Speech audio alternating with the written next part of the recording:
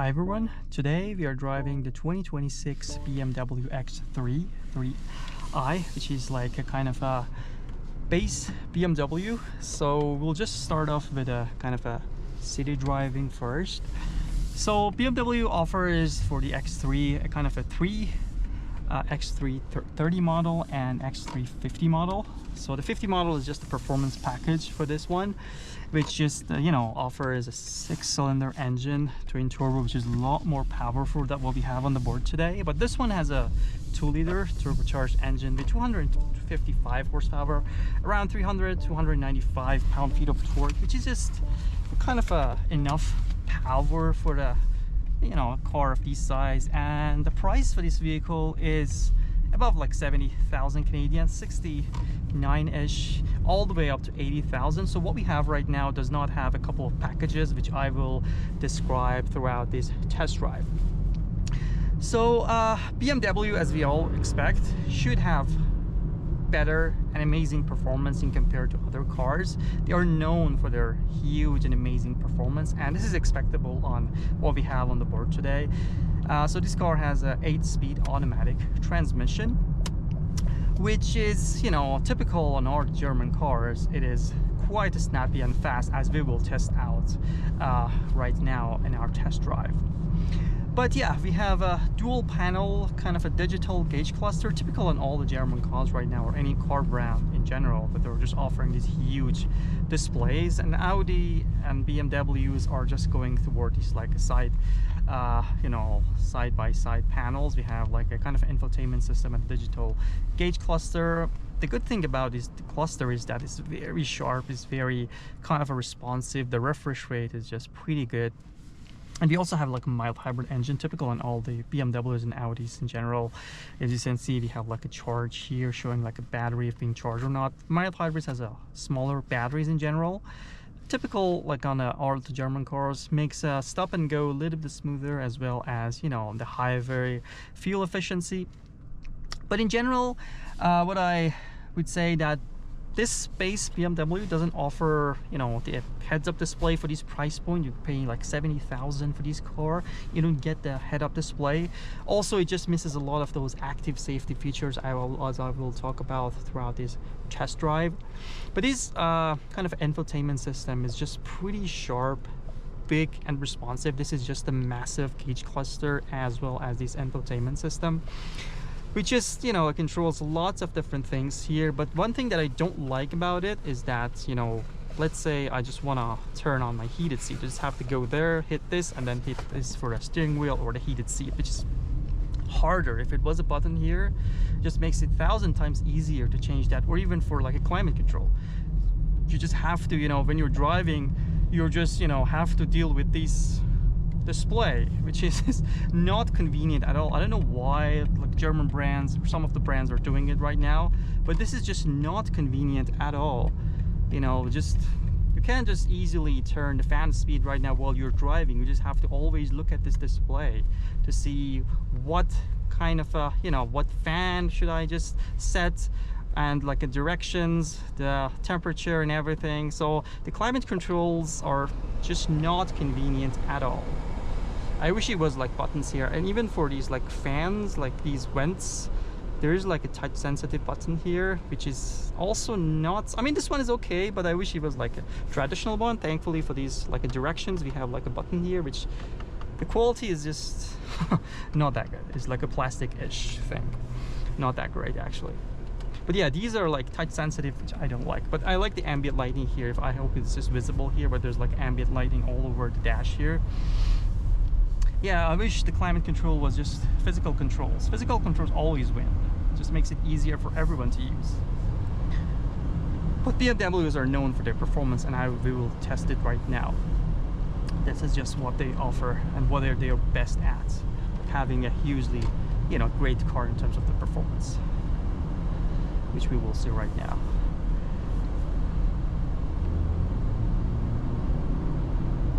Yeah, I think like a 300 pound-feet of torque is just a lot of torque for this car of this size. Just does the job. You can easily get up to speed, and the driving experience is just also pretty smooth. Like it doesn't it's just very smooth on the bumps and stuff, so it's just nice ride and sporty. Actually, the steering wheel feels amazing, typical in all the BMWs. You feel that you are absolutely, you know, controlling your vehicles. You don't feel much of an understeer or oversteer at all. Yeah, the performance is crazy on this car. So we have a couple of drive modes which you can just change from here. You see like a 3 drive modes. Let's just put it in the sport mode, changes the gauge cluster. What I love to see, you know, as we change the drive mode, a couple of things changes. We have this famous BMW like engine RPM as well as the speed on the left hand side. And we're just going to test out the transmission, which I expect it to be amazing. Typical on all the BMWs, they're famous for their transmission. Yeah, you know, so you see here, like the response of this infotainment system is crazy. It's very good. It's very good. No issues on that at all. The only issue, as I mentioned, is just with these climate control. I don't like it, and it just makes it harder for everyone to use. It's like not intuitive at all. You always have to look at it. But let's focus on the performance now.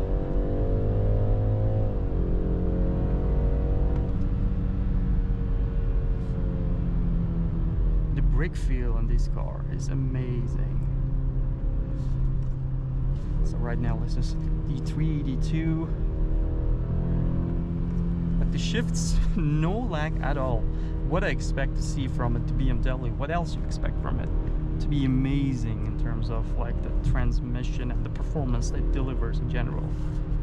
And it doesn't downshift or upshift for you. You're on the full control of the transmission right now. Pretty good. 4, 5, 6. Pretty good shifts, like up to 8 speeds. It's just downshift.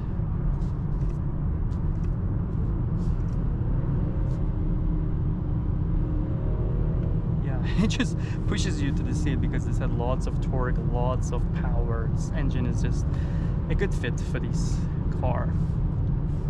So let's just put it back in the kind of comfort mode or efficient mode, just to, you know, quiet things down. So in terms of like the active safety features, which is like a huge deal for me, or maybe most of you people out there, it doesn't have anything at all. It just have a basic cruise control coming from 1980s for a $75,000 car, which is not acceptable at all. Like, why should you get only a basic cruise control on a car that you paid $70,000 for? Don't get me wrong, this car just, you know, drives very good. The performance is top notch, no question about that. The transmission, the engine, the steering wheel is top notch, perfect. But when you're just paying that much of money, you expect to have some sort of active safety features. With Audi, definitely offers that, like the Q5, that like the rival offers that. But this one, only the lane departure, which only works above like 60 kilometers, not under 60 kilometers, as well as a typical cruise control. That's it. If you want to have that, then you have to get the advanced driver assist package, which is an extra $4,000 or $5,000 that you have to pay for, only to get the adaptive cruise control, the lane keeping assist, and all that stuff. Plus, you don't have a heads-up display again for this price point.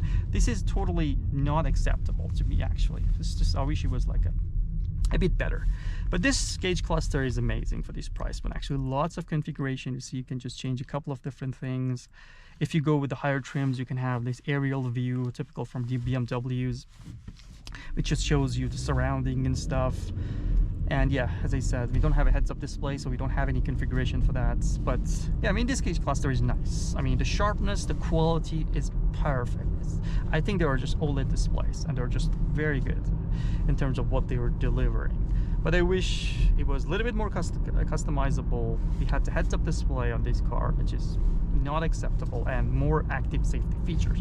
So you see we have a mode here, but because this car doesn't have this advanced package, it shows you the typical, like the old school cruise controls available, which is, to me, is not acceptable. Just let me know down in the comment section if it's okay to you, but to me it's not okay. If you're paying $70,000 for a car, I mean, these are standard things on Japanese brands like Honda or Toyota. They're offering that on their like very basic vehicles, but BMW, it's not acceptable at all. But the brake feel is very good. like typical, like driving experience, I have no issues at all, no complaints at all. It's only like these display that you climate control, as well as these kind of like safety features that are, you know, not acceptable to me as a, you know, normal person that want to buy a car, spend $70,000.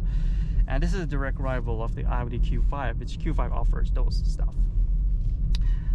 But yeah, the quality of interior, this steering wheel, these, you know, controls are very good. I have no issues with those stuff.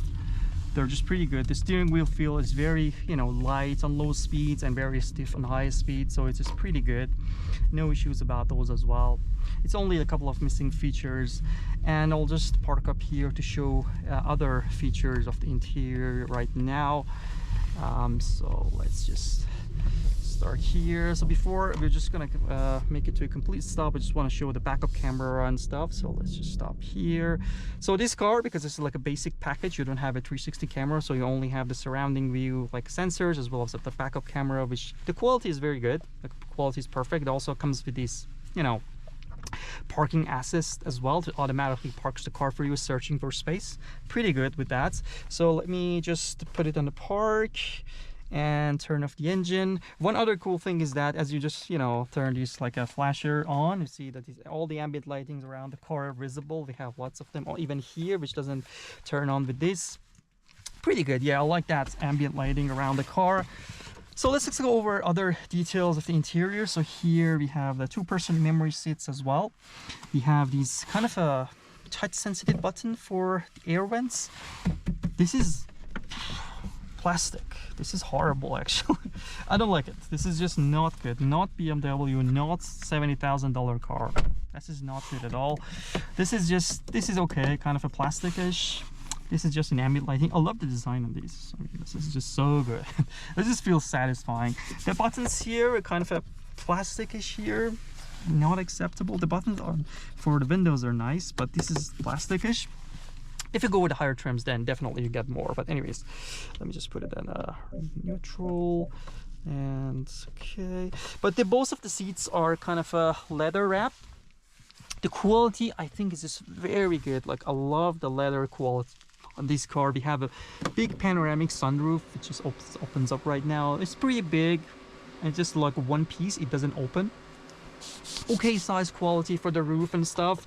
And we have a typical key fob from BMW, nothing specific here.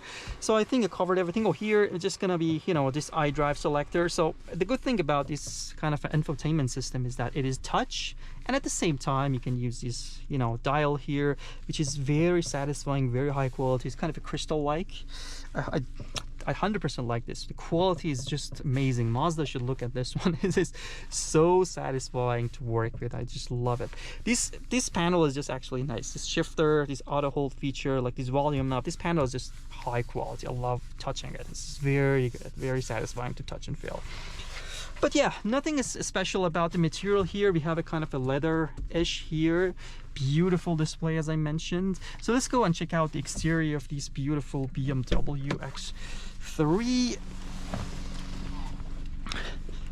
Yeah, so, you know, the size of the vehicle is just, you know, a little bit bigger than the X1 and X2, typical from the BMW. We have this kind of a premium headlights, but we don't have this illuminating grille here because, you know, we just don't have the package. But if you go with the higher trims, these parts I'm touching will illuminate for you.